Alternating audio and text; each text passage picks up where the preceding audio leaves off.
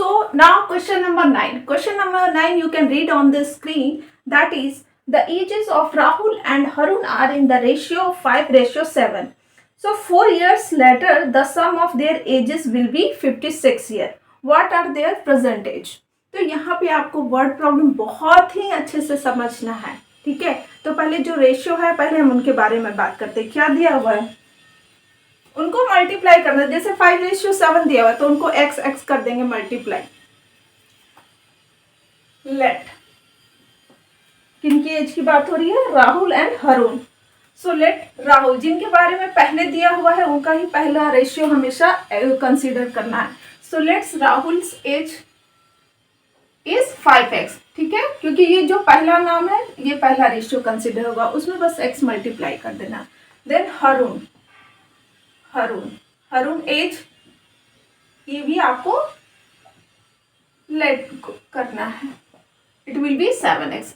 अब next question क्या है, आफ्टर 4 years लेटर, ठीक है, उनकी क्या एज हो जाएगी, 56 year. Their sum of their ages is 56 year. So after 4 years में तो दोनों में 4 साल का ऐड हम कर सकते हैं, +4 ठीक है, और वो दोनों का सम क्या हो जाएगा, 57 और 56 years.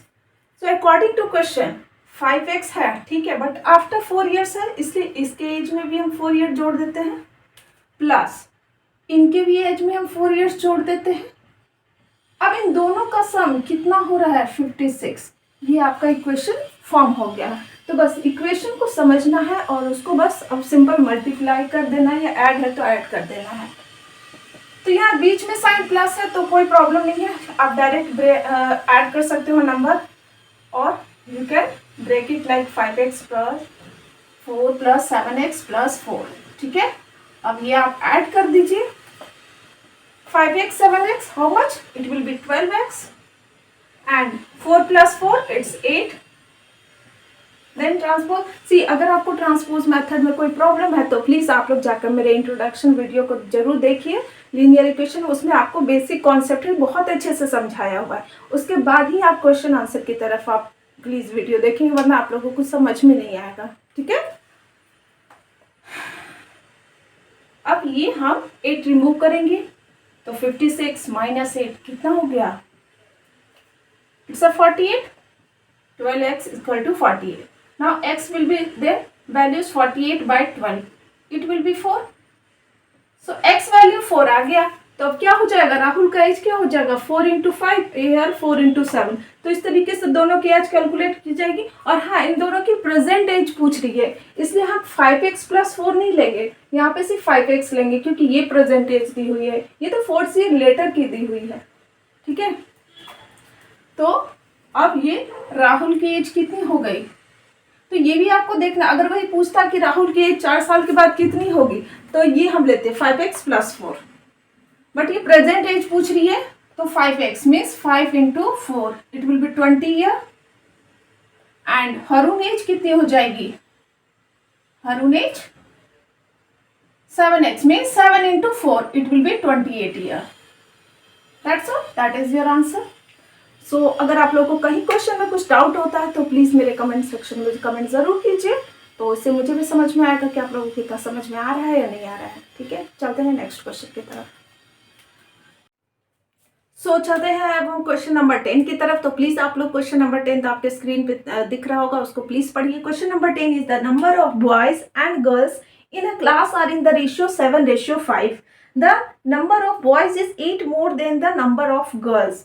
What is the total class strength? ठीक है, तो मैंने ऐसे बोला है कि जब भी रेशियो रहा तो आप x के साथ मल्टीप्लाई कर देंगे, ठीक है, कर देंगे। बट इस केस में क्या है, दूसरी लाइन पढ़िए, यहाँ पे कंपैरिजन की बात हो रही है। Means the number of boys is 8 more than the number of girls. Means किसी एक की वैल्यू x मानिए और दूसरे की मानिए क्या, उससे ग्रेटर है। मीन्स किसी की x + 8 होगी, किसी की x होगी, ठीक है। तो हम पहले वही एज्यूम करेंगे।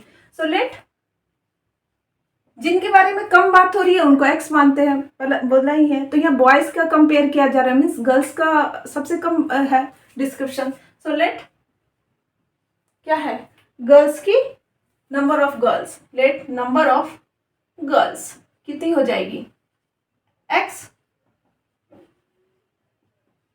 और नंबर ऑफ बॉयज उसके कंपैरिजन में कितना है, 8 मोर है ना, तो लेट द नंबर ऑफ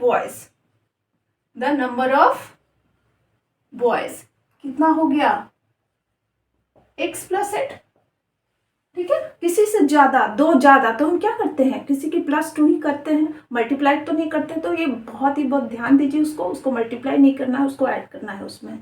अब अकॉर्डिंग टू क्वेश्चन उन दोनों के बीच का रेशियो कितना है, 7:5। You know that 7:5। इसको हम कैसे लिख सकते हैं, इसको हम ऐसे भी लिख सकते हैं 7/5, right.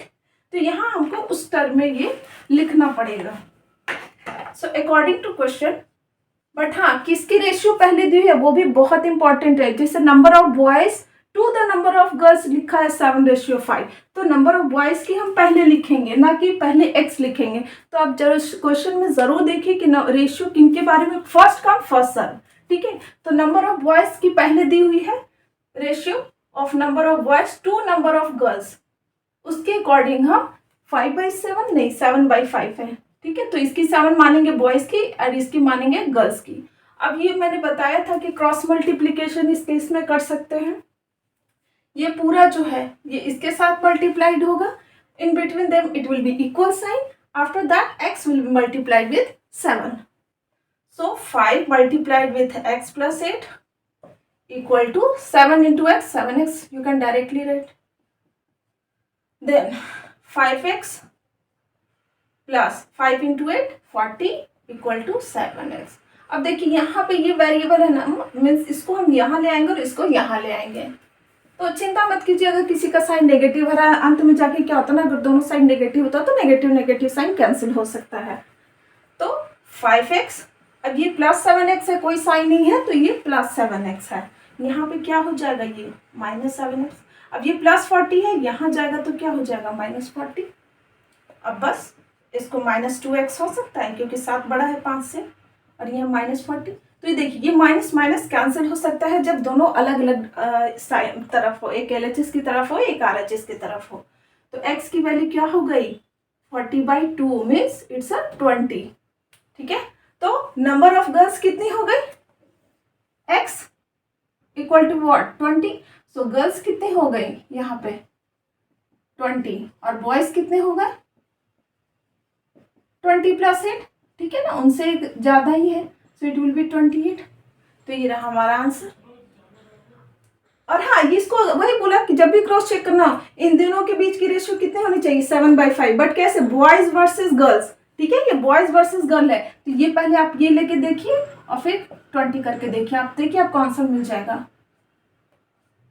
4 7s are 28 and 4 5s are 20 आ रहा है, ये 7/5। तो इस तरह से आपका आंसर भी वेरीफाइड हो जाता है और आप श्योर भी हो सकते हैं कि आपका आंसर सही है। सो चलते हैं आप नेक्स्ट क्वेश्चन की तरफ।